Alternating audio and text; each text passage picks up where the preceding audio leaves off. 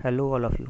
मैं Kshitesh Jain, assistant professor, department of commerce, government Niranjan Kesharwani college Kota. Company law के पिछले लेक्चर में हमने देखा था कंपनी किसे कहते हैं। कंपनी एक्ट 1956 और कंपनी एक्ट 2013 के अनुसार कंपनी की विशेषताएं कौन सी हैं, कंपनी कितने प्रकार की होती है। इसमें हमने पब्लिक कंपनी, प्राइवेट कंपनी और वन पर्सन कंपनी के बारे में विस्तार से चर्चा की थी। हमारे आज का टॉपिक है incorporation of a company, meaning and role of promoters.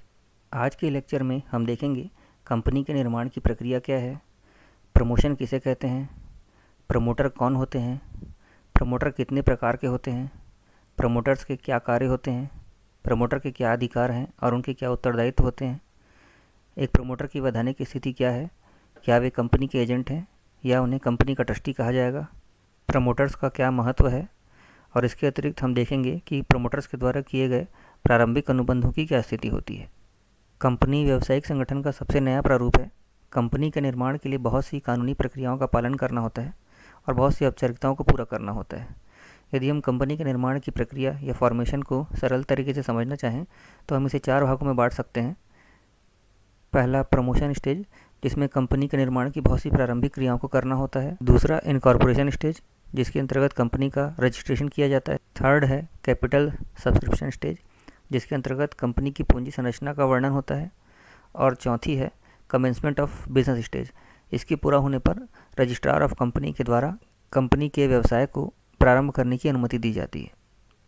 प्रवर्तन या प्रमोशन यह कंपनी के निर्माण की सबसे पहली सीढ़ी है। प्रमोशन के आधार पर ही कंपनी के निर्माण के लिए आवश्यक कार्रवाई की जाती है। इसके लिए सबसे पहले किसी एक व्यक्ति या कुछ व्यक्तियों के मन में एक नया व्यवसाय प्रारंभ करने का विचार आता है। वे नए व्यवसाय को प्रारंभ करने के लिए आवश्यक जांच पड़ताल करते हैं और प्रारंभिक योजना बनाते हैं। वे सभी मिलकर आपस में विचार करते हैं कि जो व्यवसाय वो चालू करने वाले हैं उस व्यवसाय का क्षेत्र क्या होगा, उस व्यवसाय के लिए पूंजी किस प्रकार से हमें प्राप्त होगी, व्यवसाय को संचालित करने के लिए मटेरियल, लेबर और मशीनों की आवश्यकता होती है, वो कहाँ से आएंगी, और उस व्यवसाय को प्रारंभ करने के लिए कौन कौन सी कानूनी कार्रवाई करनी होगी। इस प्रकार कंपनी का निर्माण करने के लिए और कंपनी को वैधानिक अस्तित्व प्रदान करने के लिए जो भी कार्य किए जाते हैं उन सभी प्रारंभिक कार्यों को प्रमोशन कहा जाता है। कंपनी की स्थापना के लिए प्रारंभिक कार्य करने वाले व्यक्ति को प्रमोटर कहा जाता है। प्रमोटर वह व्यक्ति होता है जो कंपनी की स्थापना के विचार से लेकर कंपनी को प्रारंभ करने की अवस्था तक किए जाने वाले सभी कार्यों को संपन्न करता है। कंपनी एक्ट 1956 और उसके पहले के किसी भी अधिनियम में प्रमोटर या प्रवर्तक की परिभाषा नहीं बताई गई थी। परंपरा के अनुसार यह माना जाता था कि जिस व्यक्ति के मन में सबसे पहले व्यवसाय को प्रारंभ करने का विचार आता है और जिसके द्वारा प्रारंभिक क्रियाएं की जाती हैं उन्हें ही प्रवर्तक या प्रमोटर कहा जाता है। कंपनी एक्ट 2013 में पहली बार प्रमोटर शब्द को परिभाषित किया गया है। कंपनी एक्ट 2013 के अनुसार ऐसा व्यक्ति जिसका कंपनी के प्रॉस्पेक्टस या कंपनी के एनुअल रिपोर्ट में नाम हो, या ऐसा व्यक्ति जो बोर्ड ऑफ डायरेक्टर की मेजॉरिटी को नियुक्त करने की अथॉरिटी रखता हो, या ऐसा व्यक्ति जो कि कंपनी के मेजर पॉलिसी डिसीजन लेने की अथॉरिटी रखता हो, या फिर ऐसा व्यक्ति जिसकी सलाह पर बोर्ड ऑफ डायरेक्टर काम करते हों, उन सभी व्यक्तियों को प्रमोटर कहा जाता है। ऐसा हो सकता है कि किसी व्यक्ति का कंपनी के प्रॉस्पेक्टस या कंपनी के एनुअल रिपोर्ट में नाम नहीं हो पर उसका कंपनी पर बहुत अधिक नियंत्रण हो सकता है कि वह व्यक्ति कंपनी के बोर्ड ऑफ डायरेक्टर्स को नियुक्त करने की अथॉरिटी रखता हो, या कंपनी की मेजर पॉलिसी डिसीजन लेने में उसकी महत्वपूर्ण भूमिका हो, या उसकी सलाह के अनुसार ही बोर्ड ऑफ डायरेक्टर काम करते हों। तो इस तीनों कंडीशन में ही उसे कंपनी का प्रमोटर कहा जाता है। एक व्यक्ति, फर्म, संस्था या कंपनी प्रमोटर के रूप में काम कर सकते हैं। सामान्य रूप से कंपनी के कार्य का संचालन करने के लिए बोर्ड ऑफ डायरेक्टर कानूनी सलाहकार और विशेषज्ञ, चार्टर्ड अकाउंटेंट, कंपनी सेक्रेटरी या एडवोकेट की सलाह के अनुसार ही कार्य करते हैं। तो सवाल ये उठता है कि क्या इन कानूनी सलाहकार और विशेषज्ञों को कंपनी का प्रमोटर कहा जा सकता है। तो इसके लिए कंपनी एक्ट 2013 में स्पष्ट प्रावधान किया गया है कि कोई भी कानूनी सलाहकार और विशेषज्ञ जो अपने व्यावसायिक रूप में किसी प्रमोटर की सहायता करते हैं वे प्रमोटर नहीं हो सकते। इस प्रकार कंपनी के अस्तित्व की कल्पना करने और कंपनी को वास्तविक स्वरूप में लाने के लिए प्रयास करने वाले व्यक्ति और जिनका कंपनी के बोर्ड ऑफ डायरेक्टर पर महत्वपूर्ण नियंत्रण होता है उन सभी को कंपनी का प्रमोटर कहा जाता है। कंपनी का निर्माण कैसे होता है और प्रमोटर्स के द्वारा क्या क्या कार्य किए जाते हैं, इसे सरल तरीके से समझने के लिए हम इंडिया के टॉप प्रमोटर्स को और उनके द्वारा स्थापित कंपनियों को उदाहरण के रूप में देखते हैं। इंडिया के टॉप प्रमोटर्स जिन्हें हम सभी जानते हैं, उनमें सबसे पहला नाम है धीरूभाई अंबानी, जिनके द्वारा रिलायंस इंडस्ट्रीज़ की स्थापना की गई थी।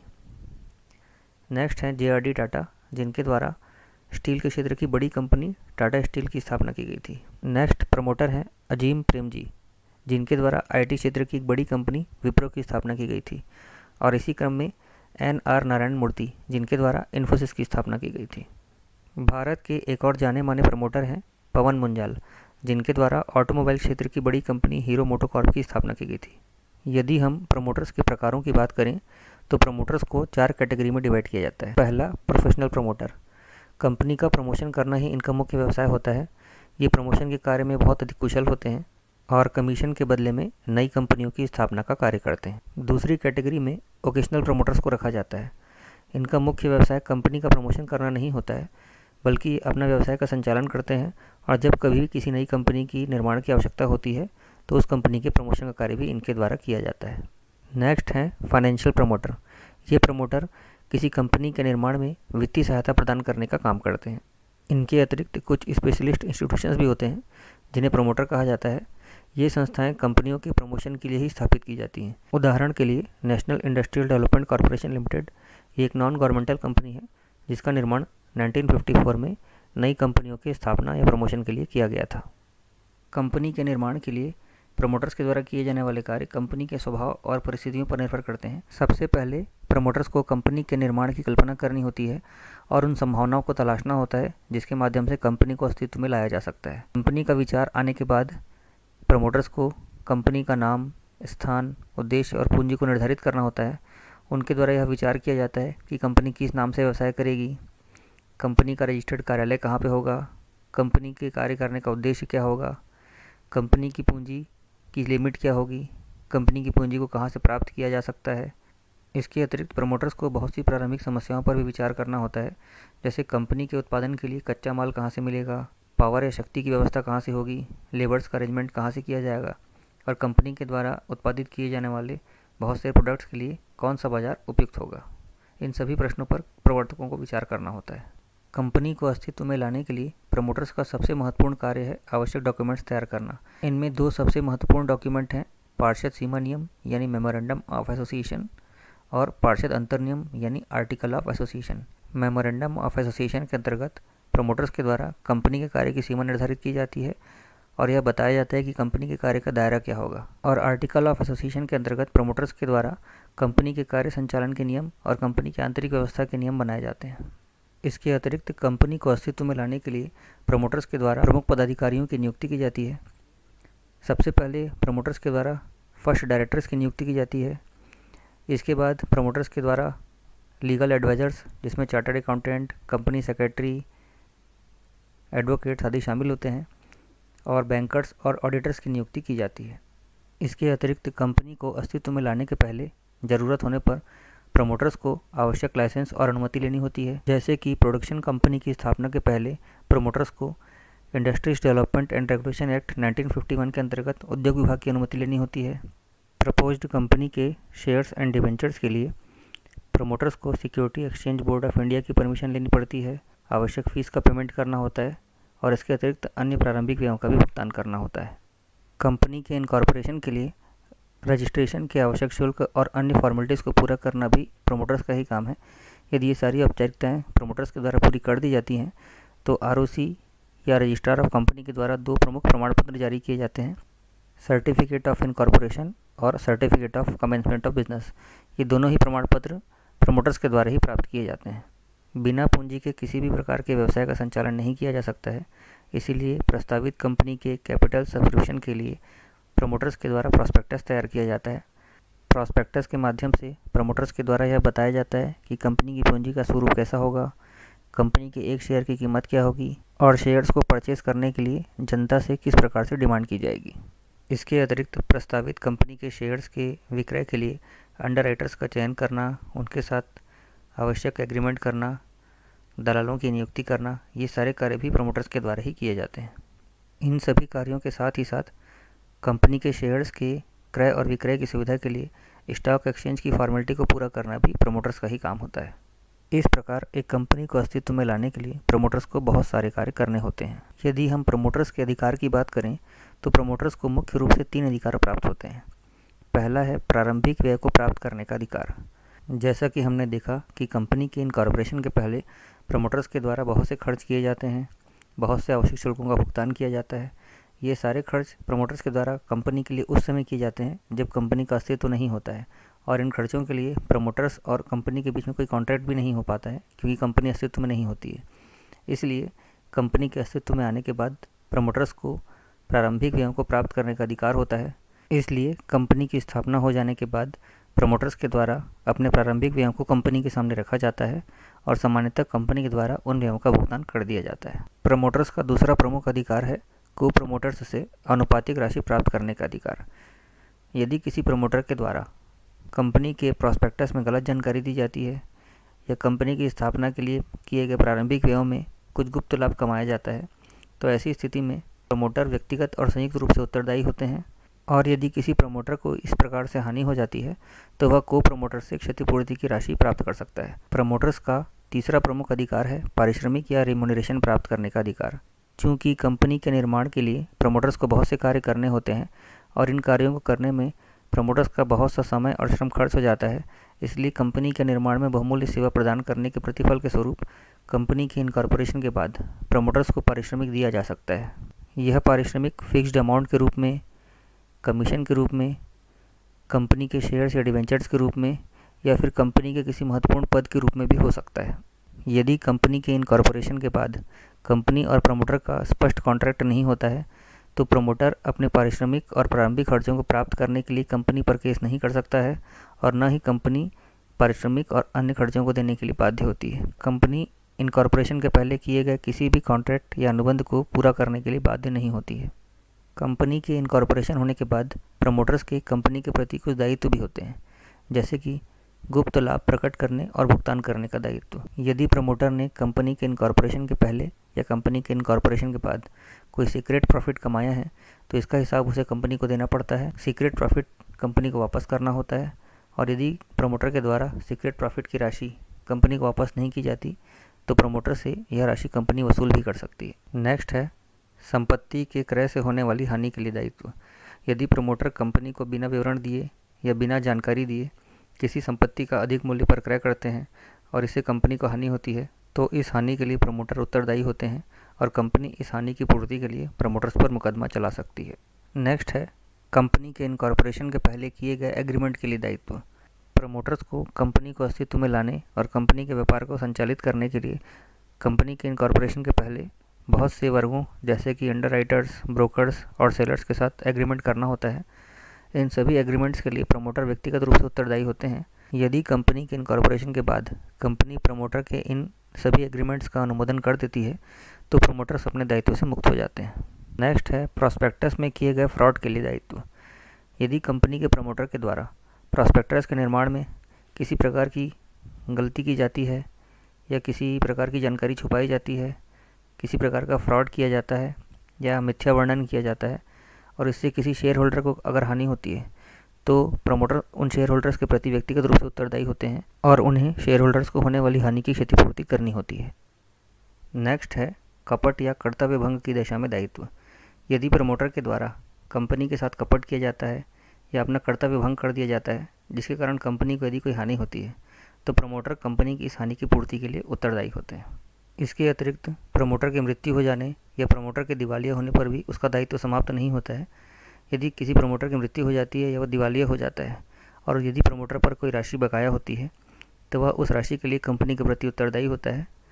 कंपनी प्रमोटर की संपत्ति में से उस दायित्व की राशि को वसूल कर सकती है। अब सवाल यह उठता है कि प्रमोटर्स का दायित्व कब आरंभ होता है। तो इसके संबंध में कंपनी एक्ट में यह बताया गया है कि प्रमोटर उस समय से उत्तरदायी होते हैं जिस समय से उन्होंने कंपनी के निर्माण का कार्य प्रारंभ किया था। कंपनी के प्रति प्रमोटर का दायित्व तभी उत्पन्न होता है जब कंपनी अस्तित्व में आ जाती है। यदि कंपनी अस्तित्व में नहीं आती है यानी कंपनी का इनकॉर्पोरेशन नहीं होता है तो प्रमोटर किसी भी कार्य के लिए उत्तरदायी नहीं होते हैं। चूँकि इनकॉर्पोरेशन के पहले कंपनी का अस्तित्व नहीं माना जाता है और कंपनी उन कार्यों के लिए उत्तरदायी नहीं हो सकती जो कंपनी के इनकॉर्पोरेशन के पहले किए गए हों, इसलिए सवाल ये उठता है कि कंपनी के प्रमोटर्स की वैधानिक स्थिति क्या है। क्या कंपनी के प्रमोटर कंपनी के एजेंट होते हैं या कंपनी के प्रमोटर को कंपनी का ट्रस्टी माना जाता है? इन प्रश्नों का उत्तर इंडियन कॉन्ट्रैक्ट एक्ट 1872 और इंडियन ट्रस्ट एक्ट 1882 के आधार पर दिया जाता है। इंडियन कॉन्ट्रैक्ट एक्ट में एजेंसी के बताए गए नियम के अनुसार एजेंसी की स्थापना करने के लिए एक प्रिंसिपल का होना जरूरी होता है। प्रिंसिपल ही अपने व्यवसाय का संचालन करने के लिए एजेंट की नियुक्ति कर सकता है। कंपनी के इनकॉर्पोरेशन के पहले कंपनी का कोई अस्तित्व नहीं माना जाता है, इसीलिए कंपनी को प्रिंसिपल या एजेंसी नहीं माना जाता। चूँकि कंपनी एजेंसी या प्रिंसिपल नहीं होती है, इसलिए उसके बिहाफ में कार्य करने वाले व्यक्ति को यानी कि प्रमोटर को कंपनी का एजेंट नहीं माना जाता है। इसी प्रश्न को लेकर केल्नर और वेस्ट दो पक्षों में विवाद हुआ था, जो कि कोर्ट में गया। कोर्ट ने केल्नर वर्सेस वेस्ट के विवाद में यह निर्णय दिया कि प्रमोटर कंपनी का एजेंट नहीं होता है। वह कंपनी जो अभी तक अस्तित्व में नहीं आई है वह एजेंट नहीं रख सकती है। अब यदि प्रमोटर कंपनी का एजेंट नहीं होता है तो हम देखते हैं कि क्या प्रमोटर कंपनी का ट्रस्टी होता है। इंडियन ट्रस्ट एक्ट 1882 में यह बताया गया है कि ट्रस्टी की नियुक्ति ऑथर के द्वारा की जाती है। ट्रस्टी ऑथर के कहने पर ही बेनिफिशियरी के लाभ के लिए कार्य करता है। कंपनी के इनकॉर्पोरेशन के पहले चूंकि कंपनी का अस्तित्व नहीं माना जाता है, इसीलिए कंपनी को ऑथर नहीं कहा जा सकता। अब यदि कंपनी ऑथर नहीं होती है तो उसके बिहाफ में काम करने वाला व्यक्ति ट्रस्टी नहीं कहा जा सकता, इसलिए प्रमोटर कंपनी का ट्रस्टी भी नहीं होता है। कंपनी के इनकॉर्पोरेशन के पहले प्रमोटर्स के द्वारा कंपनी के लिए किए गए सभी अनुबंध प्रारंभिक अनुबंध कहलाते हैं। ये कॉन्ट्रैक्ट कंपनी के लिए संपत्ति प्राप्त करने के लिए और अधिकार प्राप्त करने के लिए किए जाते हैं।